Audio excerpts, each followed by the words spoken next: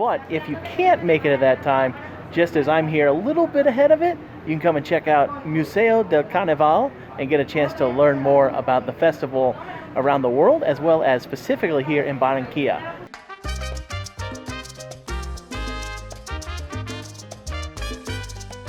I'm Gary, and this is Coasting with Culture. I like to combine theme park visits and riding roller coasters with various cultural experiences around the world.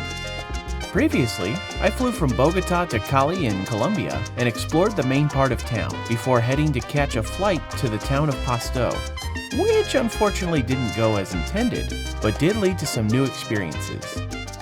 Next, it's time to explore the town of Barranquilla, seeing a tribute to one of its most famous residents, exploring a museum dedicated to one of their biggest parties, and hoping to find another coaster credit after missing out on one the previous day.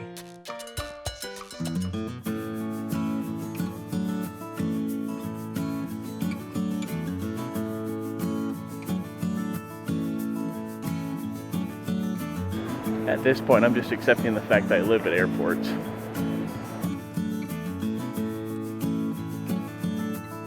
So it's been a lot of flying for the first 5 days of this trip because of the way that cities are further apart here in Colombia. And of the 5 countries I'm going to, I'm actually going to the most different cities here in Colombia. And so that's why there's so much flying up front.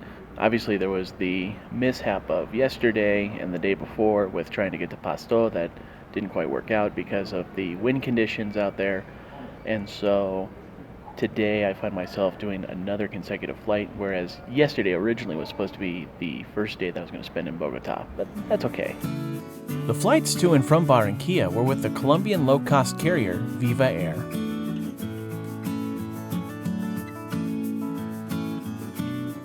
Like most low-cost carriers, the seats are on the closer side, but when I was placed in the last row, it made for an interesting arrangement as this was normally where a wall would be located on most planes, but they added 2 more seats instead.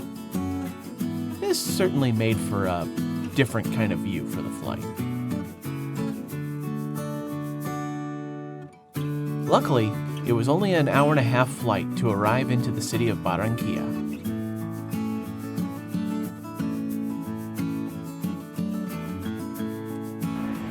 So there's a couple of really neat museums that I've been reading about here in Barranquilla that we're going to check out. But before we get to that, there is a tribute to one of the most famous residents of this town. To kick this morning off, I caught a cab from the airport heading north into the city, and first arrived just outside of Estadio Metropolitano Roberto Melendez. While there wasn't an event taking place today, there was a lot of activity outside the stadium.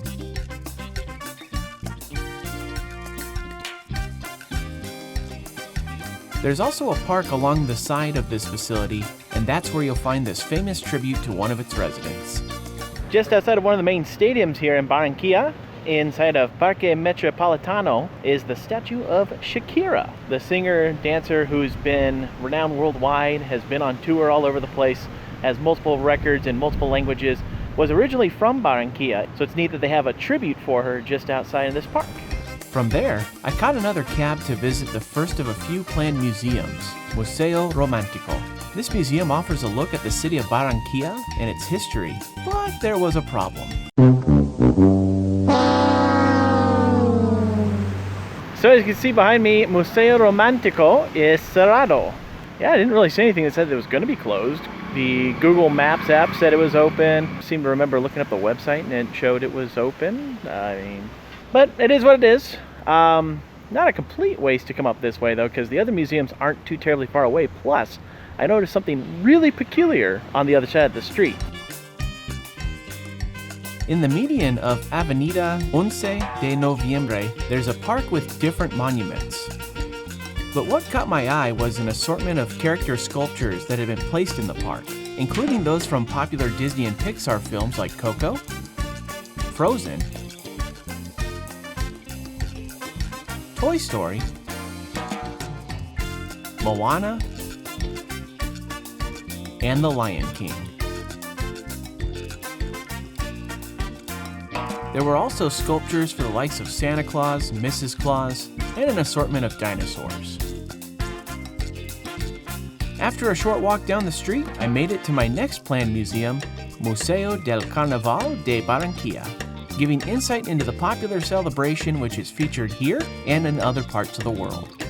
Upon entrance, you are given your own Carnaval mask to wear while you visit. When you start at the top floor, the first room offers a look at the historic origins of the festival over the years in past civilizations.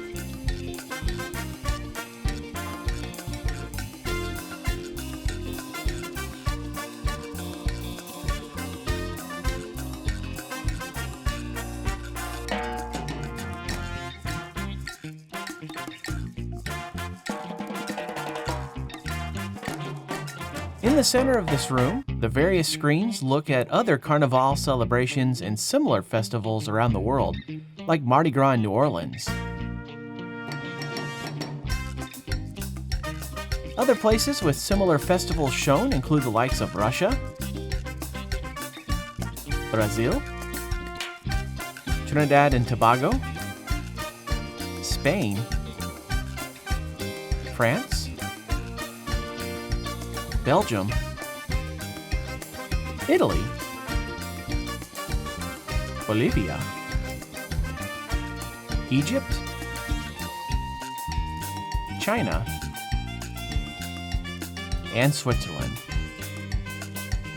Another room in the top level shares items from Barranquilla's Carnaval celebration, from props to costume pieces, with information about their symbolism and significance. Near the center of the room is a unique projection arrangement where you can head into the middle of these hanging strings and become surrounded by the sights and sounds of the Barranquilla party.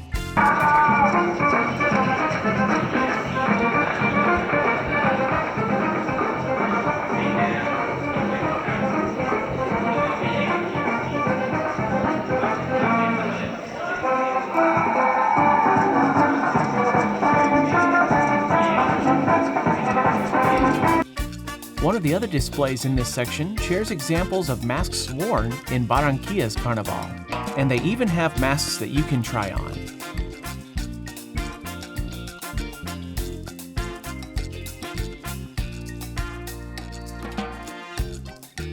The second floor pays tribute to the queens of Carnaval, as they have a collection of dresses worn by festival royalty of the past.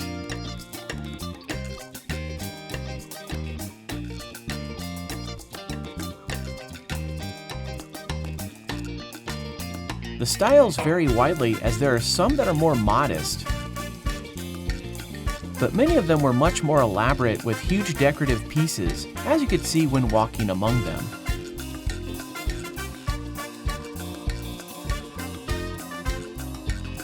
Each dress has a sign that shares the name of the queen and the year of her reign over Carnaval. But they also have interactive screens where you can go year by year and find an image of the queen in her dress for that year. It's neat to be able to find a picture of her in her dress, then be able to find the actual dress on display. Other highlights of the museum include a parade float for pictures, and a courtyard with a small cafe that displays additional Carnaval decorations. So Carnaval de Barranquilla takes place near the end of February, very similar to that of Mardi Gras over in New Orleans. And so if you want to come and check out the actual Carnaval here in Barranquilla, that's the time to come.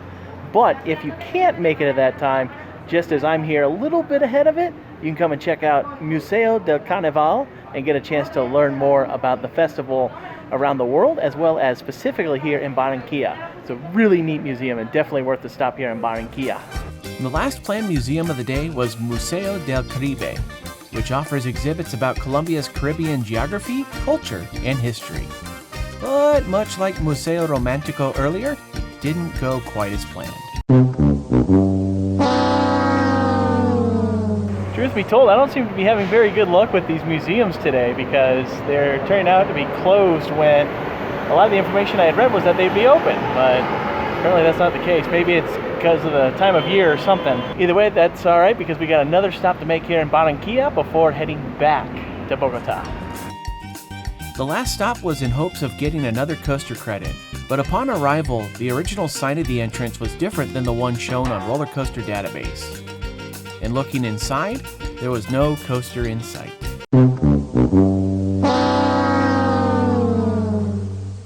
it appears the previous park was closed and replaced.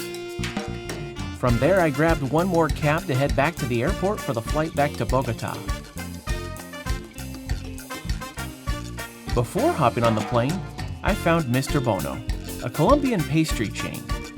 I tried their pastelito del carne, a puff pastry with beef in the middle, and it was a delight.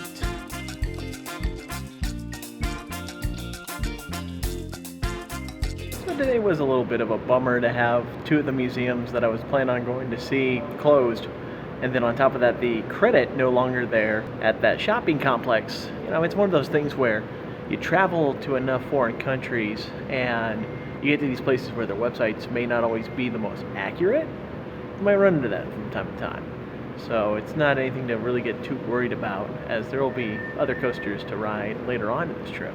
I'm just waiting to get back onto Viva Air again. I've got the exact same seat, so it's going to be that weird spot toward the back in the weird two-seat arrangement where a wall should be. And then once I get to Bogota, it's time to go to bed, and tomorrow I'm gonna just explore Bogota. Thank you for watching this Coasting with Culture video. If you'd like to see future videos about combining theme park visits and cultural experiences, please consider clicking that subscribe button down below. You'll also find Coasting with Culture on Facebook, Instagram, and Twitter, plus more content at coastingwithculture.com. Until next time, take care and safe travels.